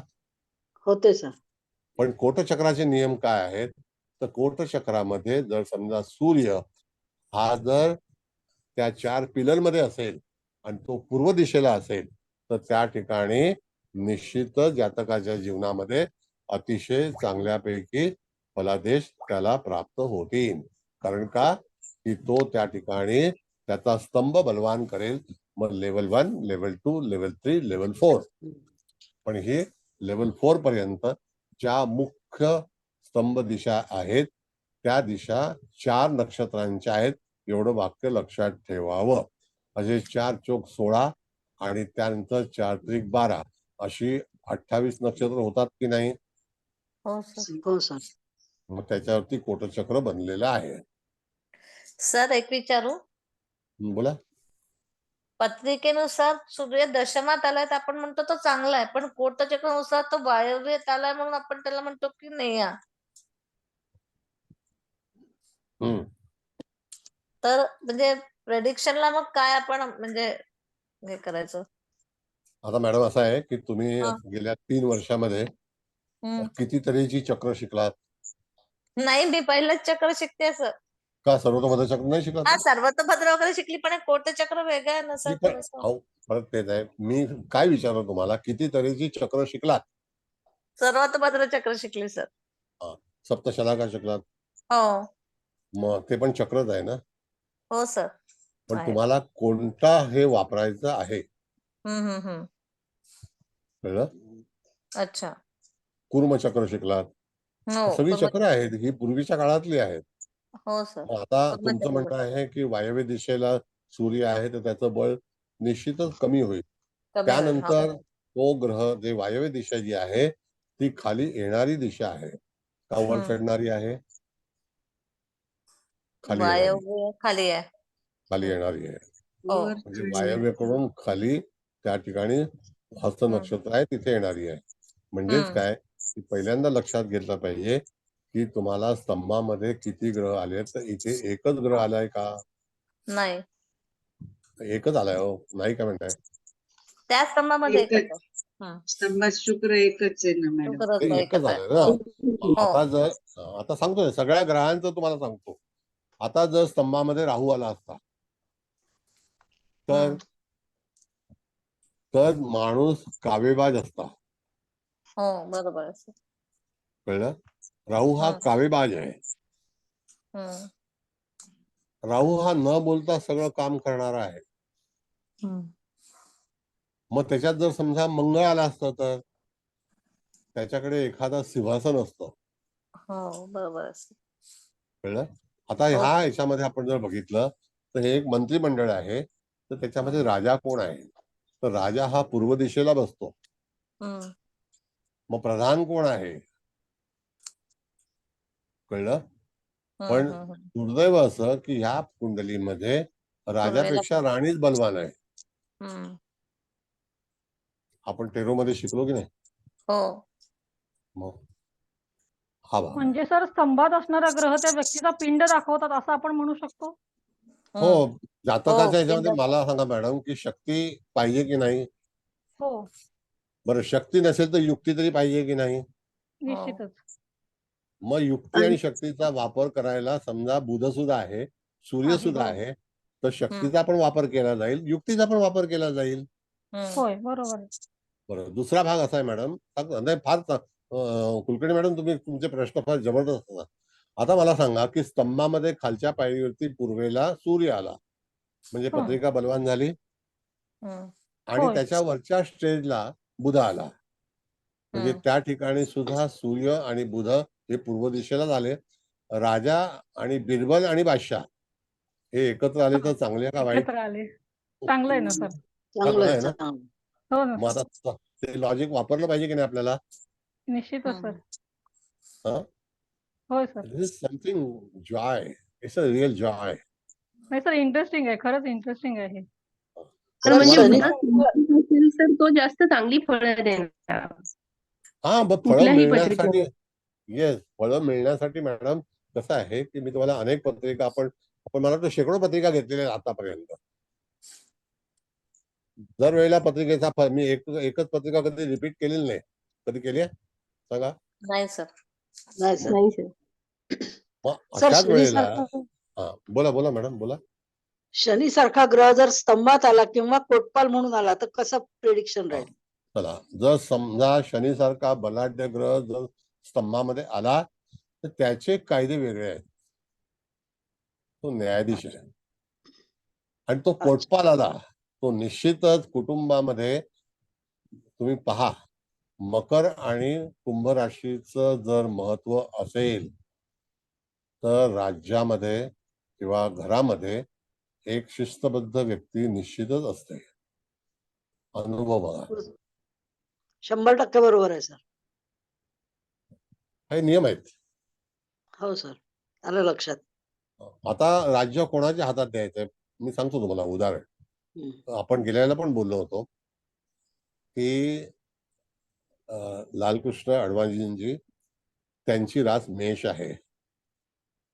त्यांनी जर रथयात्रा काढली नसती तर रामायण पुढचं घडलं नसतं. आणि त्या रथयात्रेमध्ये आपण जर विचार केला तर रथयात्रेचा संकल्प किंवा रथयात्रेचे विचार हे कोणाकडून आणले? ते मेषेकडून आले. करता करविता कोण झाला? तर मेष झाले. मंगळ झाला म्हणजे. मंगळ झाला ना. मग मंगळच यात्रा करू शकतो आणि ती पण कन्याकुमारी, गुजरात ते काश्मीर. तर केलं की नाही? हो त्याचा फलित आहे की नाही? आहे. मग म्हणून तिथे त्या ठिकाणी आपण जर पाहिलं तर मंगळाकडे एक वेगळी स्फूर्ती आहे. हो सर निश्चित आहे की नाही? अगदी बरोबर. मग अशा इन्सिडेंटली वेळेला सर मोदी सुद्धा वृश्चिक राशीवाले आहेत सर. ते मंगळाकडे एक वेगळी शक्ती आहे. पण मेष आणि वृश्चिक मध्ये फरक आहे सर. नाही, आता काय म्हणजे वयाचा भाग आहे ना आता. बरोबर बघा, आहे. काय कोणाबद्दल टीका करायची नाही आपल्याला. आपला देश आहे, आपली पार्टी आहे, आपली हो सर. पार्टी बलवान आहे, जगातली सगळ्यात मोठी पार्टी आहे, पण ती साम्राज्य करते, त्याच्या हातात साम्राज्य आहे, हा एक आनंद आहे. पण तरी सुद्धा आपला विषय आहे कोटचक्राचा. तर कोटचक्रामध्ये आपल्याला पाहायचं आहे की खरोखर कोटपाल कोण असणं गरजेचं आहे. आपल्या घराची रक्षा करणारा आणि घर चालवणारा म्हणजे शेवटचा ग्रह आणि बैठकीतला ग्रह. आता बैठकीमध्ये कधी कधी नशीब असेल तर 4ही ग्रह मंत्रिमंडळात येऊ शकतात आणि हो ते सर. 4ही लोकांचे विचार, आता उदाहरणार्थ आता आपण समजूया की शनी पण आला, गुरु पण आला, तर काय होईल? फायनान्शियल स्ट्रॉंग होईल, प्रशासन चांगलं होईल. मग ज्याचं प्रशासन चांगलं आहे त्याची आर्थिक व्यवस्था पण चांगली आहे. मला सांगा, आपलं प्रशासन चांगलं आहे, अर्थव्यवस्था किती चांगली झाली आपल्या देशाची? हो सर नाही झाली का? झाली सर झाली. मग अशाच वेळेला विचार, अर्थव्यवस्थेचे जे काही प्लॅनिंग आहेत किंवा काय आहे या सगळ्या योजना कोण करतं? तसंच हे कोटचक्र आहे. हे कोटचक्र करताना प्रत्येक प्लॅनेट, आणि हे प्लॅनेट करताना तुम्हाला मी काय सांगितलं की तुम्ही मेदनीयासाठी पण वापरू शकता, राजासाठी पण वापरू शकता, देशासाठी पण वापरू शकता, तुम्ही स्वतःच्या कुंडलीसाठी पण वापरू शकता. आणि अशा वेळेला त्या ठिकाणी तुम्हाला ग्रहांची कधी कधी मॅडम असं होतं की कोटपालामध्ये आपण जर बघितलं तर खालच्या याच्यावरती बैठकीमध्ये स्तंभामध्ये 2 ग्रह पण एकत्र येऊ शकतात, 3 ग्रह पण येऊ शकतात, कारण शेवटी नक्षत्रामध्ये ते ग्रह असतात ना. हो सर, तर बरोबर ते आहे. नक्षत्र कधी बलवान होतं, तर ते आपल्याला आज आज कळलेलं आहे की कोटपाल जेव्हा किंवा कोटचक्र शिकल्याशिवाय आपल्याला कळणार नाही की एका नक्षत्रामध्ये 3 ग्रह आले तर त्यातलं मग आता तुम्हाला उदाहरण दिलं तर मकर राशीमध्ये रविचंद्राची युती मायावतीच्या कुंडलीमध्ये आहे, तर बलवान कोण झालं? जातक झाला ना. रवींद्र. बघा परत सांगतो का आहे, तर त्या ठिकाणी तुम्हाला असाच विचार केला पाहिजे. आणि ती सुरुवात जी आहे तर ती ईशान्य दिशेपासून आहे, त्यांचं मकर लग्न आहे आणि धनिष्ठाचा आरंभ आहे. अच्छा. म्हणजे अशा तऱ्हेने आपल्याला विचार करून हा. पत्रिका सोडवली पाहिजे. पत्रिका सोडवताना किंवा पत्रिकेचं विवेचन करताना तुमच्याकडे नम्र आयडिया पाहिजे आणि हे लॉजिक बरोबर आहे आहे. ना, लॉजिक हो. असा भाग आहे. म्हणून फाउंडेशन पत्रिका ज्या वेळेला जातकाचा जन्म होतो त्या दिशेचा जो काही नक्षत्र असेल ते नक्षत्र तुम्हाला ईशान्य दिशेला ठेवून त्याच्यानंतर पत्रिका तयार करून मी तुम्हाला सगळ्यांना ब्लँक चार्ट पाठवीन, त्याच्यावरती तुम्ही एनलार्ज करून घ्या A4 मध्ये आणि अवश्य तुम्ही घरी मांडणी करू शकता. काहीतरी तुम्हाला आता याच्यातील सॉफ्टवेअर नाहीये, नाहीतर मी तुम्हाला सॉफ्टवेअर पण प्रोव्हाइड केलं असतं तसं. सर तुम्ही जे मांडताय त्याच्यावरून लक्षात येतं ना. हा, आता हे मी स्वतः हाताने बनवलंय, हे माझ्या हा. मोबाईलवर बनवलं मी. कळलं का? सर मला इथे बरोबर. एक विचारायचंय. तटरक्षक नेहमी क्रूर ग्रह असतील तर ते चांगलं सांभाळतील जातकाची, म्हणजे हे कोटचक्र. पण समजा शुभ गुरु आणि चंद्र आले तटरक्षक म्हणून, तर मग काय ओके फलित होईल? Okay, very fine. आता दरवेळेला पापग्रह यावात असा काही भाग नाहीये. मग कधी कधी ज्या वेळेला एखाद्या गोष्टीची जी काही रक्षा आहे किंवा त्या ठिकाणी मार्गदर्शन आहे तर ते गुरु आणि चंद्रासारखे ग्रह जरी आले तरी सुद्धा त्यांच्या पिंडानुसार, त्यांच्या वर्तणुकीनुसार, त्यांच्या प्रयोगानुसार त्या निश्चितच कुंडलीचं ते रक्षण करते आहेत. म्हणजे दरवेळेला पापग्रह यावाच असा काही हे नाहीये. अच्छा, म्हणजे कळलं? शुभ ग्रह असतील तरी ते चांगलेच समजायचे ना तटरक्षक? हो, मग आता मला सांगा की मॅडम काही वेळेला समजा ईशान्य दिशेला शुभग्रह यावे असा नियम आहे, हो बरोबर. बरोबर आहे. मग आता हो हो समजा ईशान्य दिशा म्हणजे त्या ठिकाणी गुरु हा धनप्रधान आहे, चंद्र हो हा त्याची स्वतःच्या कालपुरुषाची कुंडली आहे, ती पण ईशान्य दिशेला वृषभ रास येते कालपुरुषाला. शुक्र हा कालपुरुषाच्या कुंडलीमध्ये वृषभेला त्याची स्वतःची रास आहे, मग त्या ठिकाणी चंद्र उच्चीचा होतो, बरोबर. दुसरा कुठलाही ग्रह उच्चीचा होत नाही. त्या ठिकाणी कुठलाही ग्रह नीचेचा होतो का? नाही, नाही तिथे सर. फक्त मेषेमध्ये शनी नीचेचा असतो. नाही, 2, 5, 8, 11 मध्ये मॅडम असं आहे, अच्छा 2, अच्छा. 5, हा 8, 11 मध्ये सिंहेला, कुंभेला, वृश्चिकेला त्या ठिकाणी चंद्र नीचेचा होतो. कुंभेला, सिंहेला नीचेचा होत नाही. ईशान्येला जी वृषभ रास आहे त्याच्यामध्ये नीचेचा एकही ग्रह होत नाही आणि वृश्चिकेला कुठलाही ग्रह उच्चीचा होत नाही. उचित होत नाही. हो हो बरोबर. बरोबर आहे ना. मग हा सुद्धा एक आपल्याला निर्यनचा बेस आहे, तो निश्चितच पालन केला पाहिजे. मग तुमचं म्हणणं असं आहे की समजा गुरु हा तटरक्षक झाला तर वाईट हो. काय आहे, त्याच्याकडे नाही, जबाबदाऱ्या जास्ती आल्या. जास्त. अच्छा, म्हणजे त्या गुरुची जे आपले कारकत्व असतं त्याप्रमाणे तो आपलं फलित देईल तटरक्षकाचं नक्की असं. नक्की. हो ना. बघा आता ओके. गुरु असा आहे मॅडम की एक बँकिंग सेक्टर आहे, फिनान्स आहे, तर त्यावेळेला जी काही बॉडी आहे त्या बॉडीमध्ये सिक्युरिटी जी असते तर ती जर गुरुकडे असेल, आता स्कॅम होतात भरपूर, तर त्या हो ठिकाणी फायनान्शियल पोझिशन तुमची जर व्यवस्थापन जे आहे तर ते चांगलं असायला पाहिजे की नाही. हो हो हो सर. मग नक्कीच. दोन्ही दोन्ही मुद्दे बरोबर आहेत की एक तर बरोबर. स्तंभ पण चांगला पाहिजे पण नेमकी पत्रिका कुठे त्याचा दर्जा वाढला जातो का कमी होतो हे तुम्हाला ज्योतिषालाच कळलं पाहिजे. Otherwise you are not going to read properly. बरोबर. कळलं? हो it's sir. Very interesting. Sir एक विचारू, हा बोला. इथे ग्रह जे उच्चीचे नीचीचे वगैरे असतात त्याचा काही इथे परिणाम नाही होत ना? आहे, होतो ना. पण पहिली गोष्ट, नक्षत्रात कुठला ग्रह उच्चीचा होतो का? नाही. नाही. राशीमध्ये होतो की नाही? बरं, आता तुम्हाला सांगतो. आता तुम्ही शिकला पण आहात. कर्क राशीमध्ये गुरु उच्चीचा आहे आणि तो दरिद्रांशामध्ये आहे. काय कराल तुम्ही? काहीच नाही. काहीच नाही. मग त्या उच्च ग्रहाचं हे महत्व आहे का? आता नाही. उच्च ग्रह आणि नीच ग्रह कसे ठरले गेले? तर रवी उच्चीचा का तर त्याची दिशा पूर्व आहे. गुरु उच्चीचा का तर त्याची दिशा उत्तर आहे. मंगळ उच्चीचा का तर त्याची दिशा दक्षिण आहे. शनी हा पश्चिमेचा कारक आहे संध्याकाळचा, म्हणून तिथे तुळेला उच्चीचा आहे. कालपुरुषाच्या कुंडलीच्या अनुसरून उच्च आणि नीच ठरलेले आहेत. कळलं? हो सर. चंद्र ईशान्येचा कारक आहे. 12व्या स्थानामध्ये मेष लग्नाला शुक्र उच्चीच आहे, तो स्थानबली आहे म्हणून शुक्र उच्चीचा आहे. अच्छा. कन्या राशीमध्ये जो पार्ट येतो तो वायव्य दिशेचा बुध आहे, म्हणून कन्या रास ही कालपुरुषाला वायव्य दिशेला येते, म्हणून तो उच्चीचा आहे. Got it? हो सर. भाग्यस्थानामध्ये धनुरास येते कालपुरुषाला, तिथे केतू उच्चीचा आहे. पराक्रम स्थानामध्ये मिथुन रास येते, म्हणून तिथे राहू उच्चीचा आहे.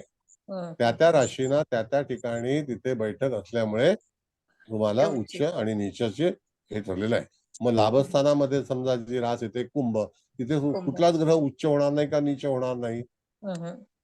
पंचमात सिंह रास येते, तिथे कुठला ग्रह नीच आणि उच्च होत नाही. असं आहे. मग त्याच्यावरती आपण नवमाश फाइंड आउट करू. कळलं? हो सर.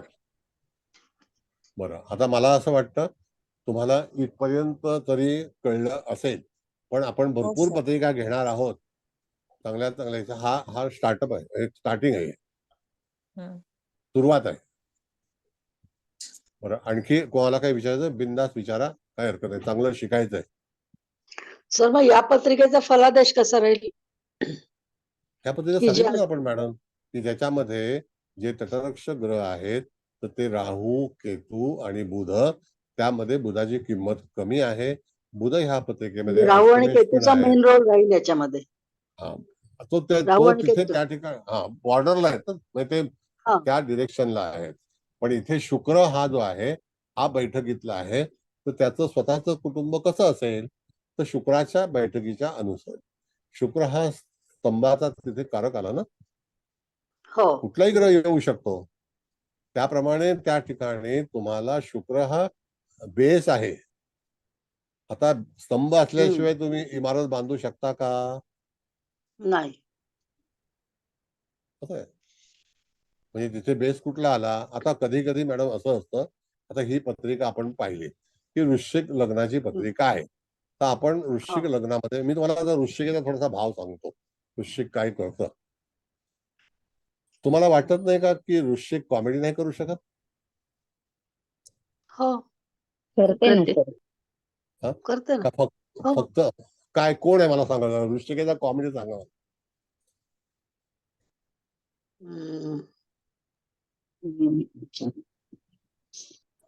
तर निलेश साबळे त्यांची पण वृश्चिक राशी आहे. चला हवा युद्धामध्ये. मी चला हवा येऊ द्या. वृश्चिक लग्नाबद्दल मी सांगतो. ठीक आहे, चला चला हवा. त्याचं लग्न कुठलं आहे मला माहित नाही. त्याचं लग्न मिथुन आहे. राज ठाकरेंचं लग्न जे आहे ते मिथुन आहे आणि मकर रास आहे. शरद पवार वृश्चिक लग्न आहे, लग्नी बुध आहे. बुध आणि रवीची युती. पत्रिका विचारा, सांगतो तुम्हाला मी. तुम्ही जॉनी लिव्हर पाहिला? जॉनी लिव्हर पाहिला? जॉनी लिव्हर तुम्हाला वाटतं की नाही कॉमेडी आहे? सगळं जीवन कॉमेडीवरतीच काढलेलं आहे, बरोबर आहे. Ajay Devgan comedy sir. मधून नाही येणार सर. का? अजय बघा तुम्ही. गोलमाल आहे ना. गोलमाल आहे ना. हो सर. धर्मेंद्र कॉमेडी हो भूमिका नाहीये. सर. आहे ना. चुपके चुपके. हो. मग तोच अमिताभ बच्चन कॉमेडियन होऊ शकतो का? कधीच नाही. नाही. नाही. म्हणून असं नाही, प्रत्येक लग्नामध्ये एक अंश असतो, त्याला आपण नाडी कुंडली शिकते वेळी तुम्हाला शिकवू, पण प्रत्येक लग्नामध्ये त्या त्या गोष्टी उपलब्ध असतात आणि त्या माणसाच्या असतील तर ते बाहेर निघतात. म्हणून लग्नबिंदू हा किती कलेचा आहे त्याच्यावरती अवलंबून आहे, त्याचा पिंड काय आहे. एनिवे, तुम्हाला काही प्रश्न असतील तर कोटचक्राबद्दल विचारा, आपण त्याच्यामध्ये पूर्ण हे करू. बोला. पहिला बेस समजून घ्या. आता बेस तुम्हाला कळला असेलच असं मला वाटतं. हो सर, कळला. सर खूप छान. आणखी कोणाला काय बोलायचं आहे? पुरुष मंडळी काय बोलतच नाही.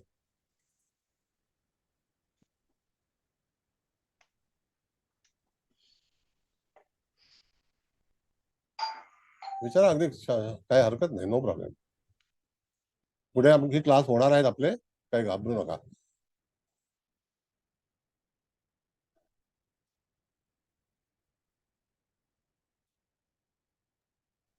बरं, आता सर. मला वाटतं exit- सर नमस्कार. हा, नमस्ते नमस्ते, बोला. भोपाल एच.एन. राव. बोलिए बोलिए साहब, बोलिए.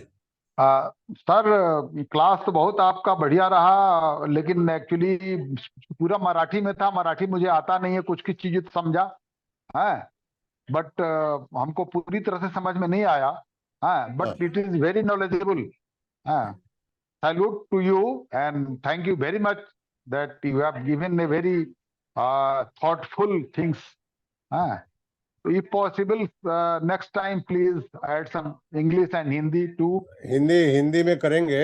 मेरे को साहब ने बताया है, पाटिल साहब ने, कि हिंदी में लेक्चर सर्वतोभद्र चक्र का भी करना है, और सारी जो नाड़ी है, भृगु नंदी है, सारी नाड़ी का भी करना है. एक एक सेशन लेना है, क्या समझे? लेंगे. हेलो. जरूर. हाँ जी, हाँ बताइए. बताइए बताइए, बोलिए आप. हिंदी में भी हम लेंगे. आप जुड़े हैं अभी, और पाटिल साहब का जो ये है तो हम डेफिनेटली करेंगे. He is very respected for me. Sir दूसरा मेरा ये था कि कोट चक्र जो अपन बनाते हैं, ये लग्न से बनाते हैं या चंद्र से बनाते हैं? नहीं, हर चीज से बनाते हैं. रवि से भी बना सकते हैं, चंद्र से भी बना सकते हैं, और लग्न से. मगर पहले जो है हमारा सुदर्शन चक्र के अनुसार पहले लग्न से होता है, फिर बिल्कुल सूर्य से बिल्कुल होगा, करेक्ट. और फिर चंद्र से बिल्कुल. होगा. और उसके ऊपर हम चूंकि जो ज्यादा कहीं हमने बुक्स वगैरह में जो पढ़ा उसमें चंद्र से वो लोग ज्यादा देते हैं, क्योंकि आपने लग्न से शुरू किया इसलिए मैंने पूछा कि लग्न से बनना चाहिए कि चंद्र से. नहीं, लग्न से है, सूर्य से भी है, और चंद्रमा से भी है. और उसके बाद में ट्रांजिट में जो मजा है ना, वो बहुत ही सीखने जैसा है. लास्ट टाइम की क्लास में आप नहीं थे, तो वहां पर हमने एक प्लैनेट कितने समय तक रुका रहेगा और वो पीछे वापस आएगा जाएगा, उसके बारे में हम पूरा संक्षिप्त में आपको बता देंगे. जरूर. आप आए. Thank you sir. Thank you. आप आए बाहर आई. Thank you sir. Thank you very much. Actually Patil Sahab is very knowledgeable man. He likes me and we are together from long time. So thank you very much. I pray God for healthy and your long life. Thank you. Please thank you. please guide us. Thank you. Thank you. अच्छा, बरं, आता कोणाला काही अभिप्राय द्यायचा असेल तर सांगा, मग आपण पुढे जाऊया. आहे काय प्रश्न कोणाचा? सर असं प्रश्न नाहीये, पण कोटचक्र मी पहिल्यांदाच वाचायला सुरुवात केली पहिले तुमचं लेक्चर बघून, आणि आजचा पण लेक्चर खूप इंटरेस्टिंग होतं. खूपच इंटरेस्टिंग टॉपिक आहे. म्हणजे नक्षत्र कशी, पाया कसा आहे सगळ्या ग्रहांच्या मागे, ती कायम बॅकग्राऊंड आर्टिस्ट टाईप चालू असतात ते, आणि ते ऍक्च्युली त्यांना समोरच्या ग्रहांना खेळवतात, अशा टाईपचं ते म्हणजे क्लिअर होत जातं जास्तीत जास्त पिक्चर. हे ह्याच्यामध्ये मला जास्त अपिलिंग वाटलं. म्हणजे it must be very interesting subsequently. I look forward for further lectures also, sir. Always you are welcome. Yes. आणि कोण बोलायचं आहे? कोणाला अजून?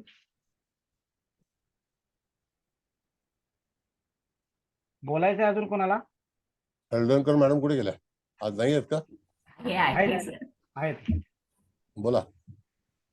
सर आजचा पण याचा चक्राचा क्लास खूप छान झाला आणि खूप चांगल्या प्रकारे मला अजून समजलं कसे प्रेडिक्ट करायचं ग्रहांचे याचे त्याचे. सर थँक्यू, धन्यवाद सर. धन्यवाद. तर आजच्या पत्रिकेमध्ये, आजच्या कोटचक्रामध्ये गेल्या वेळचे सगळे मुद्दे तुम्ही पुन्हा रिवाइज केले. त्यामुळे लग्नापासून सुरुवात करून सगळी 28 नक्षत्र आपण त्या त्या ठिकाणी भरली आणि त्या त्या ठिकाणी अंशानिहाय आपण ग्रह भरले. हे गेल्या वेळेचं नॉलेज आज जास्त पक्क झालं. त्याचबरोबर स्तंभात असणारे ग्रह आणि कोटपाल म्हणून बसणारे ग्रह याच्याविषयी पण कन्सेप्ट क्लिअर करताना तुम्ही शत्रुग्रह किंवा चांगले ग्रह, पापग्रह आणि नॉर्मल ग्रह यांची हे पण चांगली झाली. पण मला स्वतःला असं मलाच मी विचारलं नाही, कारण बऱ्याच जणांचे प्रश्न चालू होते. तर बुध, केतू आणि राहू यांची पत्रिकेच्या ह्याच्यामध्ये प्लेसमेंट तनुस्थानात आणि सप्तम स्थानात झालेली आहे. पण आणि बुध दशम स्थानात होता. तर आपण सांगितल्याप्रमाणे केतू आणि राहू हे जास्त सक्षम कोटपाल म्हणून या पत्रिकेत बसले. पण बुध हा सुद्धा जर संरक्षक ग्रह म्हणून बसला असेल तर आपल्याला त्याचा कम्युनिकेशन बरोबर तो आर्थिक फायनान्स देणारा असा सुद्धा एक संरक्षक ग्रह होऊ शकेल असं मला वाटतंय. आता हे तुम्ही मला नंतर सांगा. तसंच शुक्र हा लाभस्थानी बसलेला आहे आणि त्याचं नक्षत्र हस्त नक्षत्रात तो बसलेला आहे. त्यामुळे हस्त नक्षत्रानुसार आपण मगाशी म्हणालात की त्याच्यावर जबाबदारी जास्त आहे, कारण तो आधार या स्तंभात बसलेला आहे. याचा अर्थ त्याच्यावर जबाबदारी आहे. तो जबाबदारी घेतोय आणि लाभस्थानात बसलेला आहे प्रत्यक्ष कुंडलीमध्ये, तर त्याचा अर्थ आपल्याला कदाचित ते जातक हे हस्त म्हणजे हाताने निर्माण होणाऱ्या वस्तू किंवा काही कौशल्याच्या वस्तू किंवा प्रोडक्शनच्या दृष्टीने असं काही फायनान्स करत असेल का, हाही माझ्या मनात एक प्रश्न होता. पण सगळे सांगतायत मी ऐकत होते. तिथून तुमच्याकडून आवाज भरपूर येतोय. काय फटाके अजूनही फोडतात का तिथे? हो, फटाके फार आहेत म्हणून मी मध्ये लावला नव्हता. हे ठीक आहे, आपण नंतर बोलू या विषयावरती नेक्स्ट टाइमला. साधारणतः परत 4 दिवसांनी फटाके कमी होतील. हरकत नाही. बरं, आणखी काय मला समारोप करायचा आता? जायचं आहे, तर काही प्रश्न असेल तर विचार. नमस्ते. प्रश्न नाहीये सर. तुम्ही नेहमीच वेगवेगळे विषय घेऊन येता आणि अगदी सोप्या पद्धतीने सांगतात. तशाच पद्धतीने आज हे कोटचक्र पण समजलं आहे. मागच्या क्लास मी अटेंड करू शकले नाही काही कारणामुळे, पण आजच्या क्लासमध्ये पण खूप छान आयडिया आली आहे आणि खूप खूप धन्यवाद सर. तुमच्याकडनं खूप ज्ञान मिळतं आहे आणि खूप खूप थँक्यू सर. धन्यवाद. बरं, आता मुकेश भाऊ, कुबल मॅडम समारोप करतील. कुबल मॅडम. हो, करते. सर नमस्कार, मुकेश भाऊ नमस्कार, तसेच इथे उपस्थित असलेल्या सर्वांना नमस्कार. सर आपण आता हळदणकर मॅडमनी तर सगळं म्हणजे समारोप छानच केलाय आणि खूप म्हणजे अगदी सुपर सुपर सुपर ऍडव्हान्स लेवलचा क्लास झाला. आणि मला असं वाटतं इथल्या प्रत्येक जणांना आता ऍटलिस्ट कोट चक्र म्हणजे ते कुंडली कोट चक्रात कशी मांडायची, कोटपाल म्हणजे काय, सेकंड लेवलचे ग्रह, त्याच्यानंतर थर्ड लेवलचे आणि स्तंभात येणारे ग्रह आणि स्तंभात येणाऱ्या ग्रहांवर म्हणजे तो ग्रह जो असेल त्याप्रमाणे कशा जबाबदाऱ्या येतात हे पण छान कळलं. आणि तुम्ही आज सांगितलेलं हे पण वाक्य छान आहे की स्तंभात जर राहू आला तर तो जातक कावेबाज असतो. अगदी 100% बरोबर आहे. तर आम्ही सर्वजण तुमचे खूप खूप खूप आभारी आहोत. आणि hats off to you sir. Thank you very much. Thank you. धन्यवाद. मुकेश भाऊ, तुमचा क्लास आहे का?